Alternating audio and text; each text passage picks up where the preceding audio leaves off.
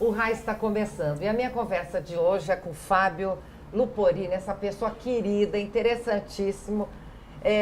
Ele que é professor de filosofia, é jornalista, fez sociologia e está explorando agora um pouco mais da área filosófica. Me conta essa tua nova excursão por esse mundo da filosofia.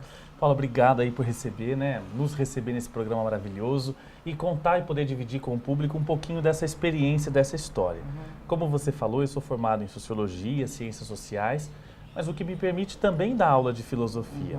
E a filosofia parece um bicho de 7 cabeças, mas traduzindo para o nosso dia a dia hoje é algo fantástico e algo que é possível colocar no dia a dia dos nossos alunos, dos nossos adolescentes.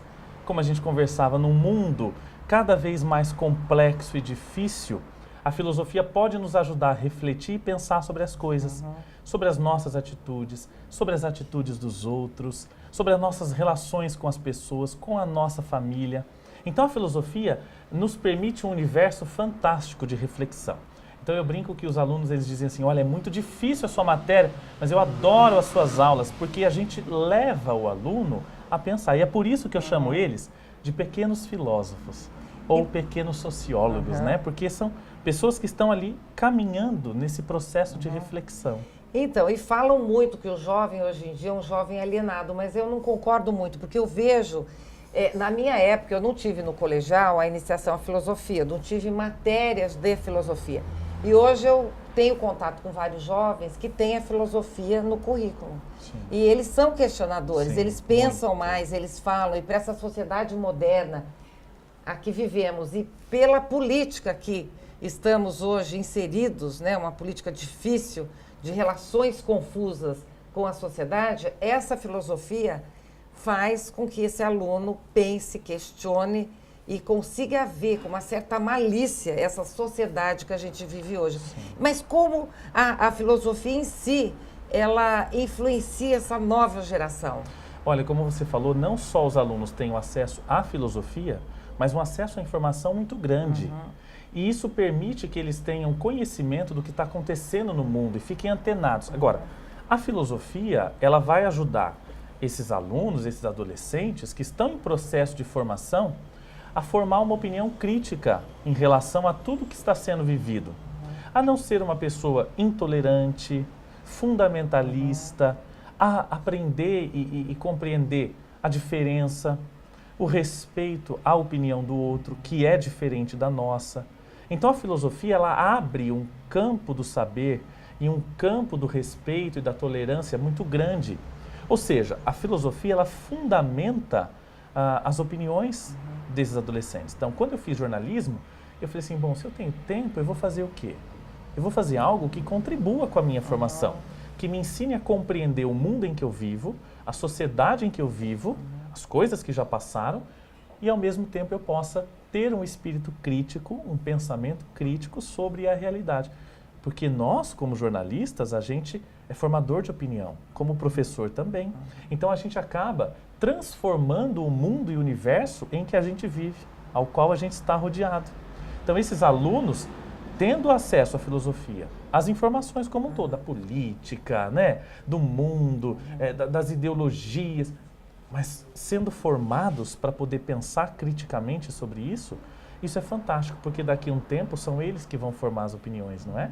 E que essas opiniões, elas sejam fundamentadas na filosofia, no respeito, na sociologia, para que a gente tenha conteúdo para oferecer para as nossas gerações. E você acha que esse mundo tecnológico, que hoje até um bebê, que tem 8 meses, 1 ano, mexendo em computadores, já é inserido nesse mundo contemporâneo, e esse adolescente também, que fica trancado num quarto, na frente de uma máquina, só interagindo com essa máquina, ele tem a condição de ter um raciocínio filosófico adequado nesse mundo moderno? Se ele tiver uma formação presencial e não apenas virtual, com toda certeza.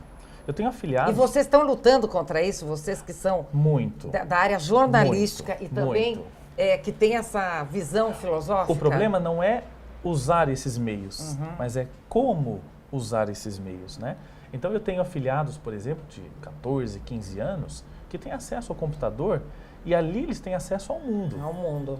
Mas como há uma formação familiar, na escola, religiosa, né, religiosa muitas vezes, filosófica, eles sabem a dose, né, da tecnologia, em que momento usar, qual momento não usar.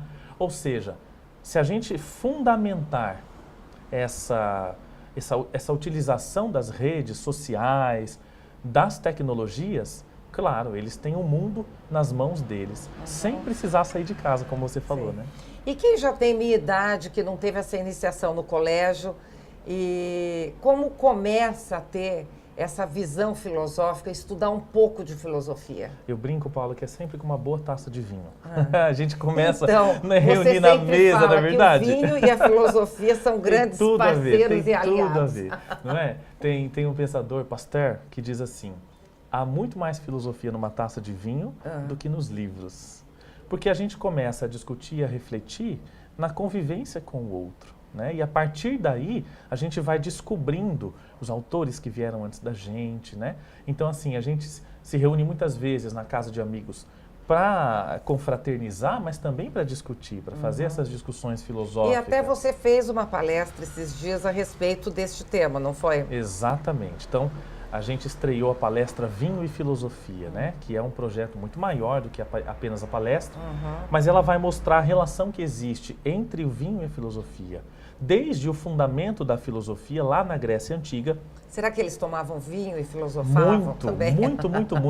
Tem um livro de Platão chamado O Banquete, né? E nesse livro, claro, Platão relata as discussões que ele, Sócrates e outros discípulos tinham, sempre regadas a vinho, sempre regados a vinho.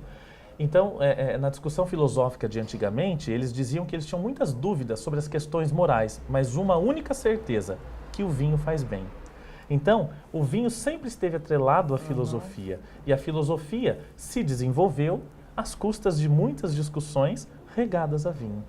Então, e tem um filósofo, não sei se é Aristóteles, que fala que se você for um homem casado e bem casado, eu não sei o que você faz, mas se você for um homem mal casado, vire um filósofo. Não seria o contrário? Pode ser, não é? A filosofia ela está permeada. Quem foi eu não me lembro quem disse isso, mas a filosofia está permeando tanto os solteiros quanto os casados. E isso é bacana, né? Não, mas ele disse que o mal casado é que vai virar um filósofo. Acho que ele vai questionar tantas coisas. Exato. Isso achei e a filosofia é questionante, né? Questiona todas as coisas. Isso é muito bacana. Que bom. E é isso que vocês estão me acompanhando, essa conversa gostosa e descontraída com Fábio Luporini. Vocês continuem ligados que daqui a pouquinho eu volto.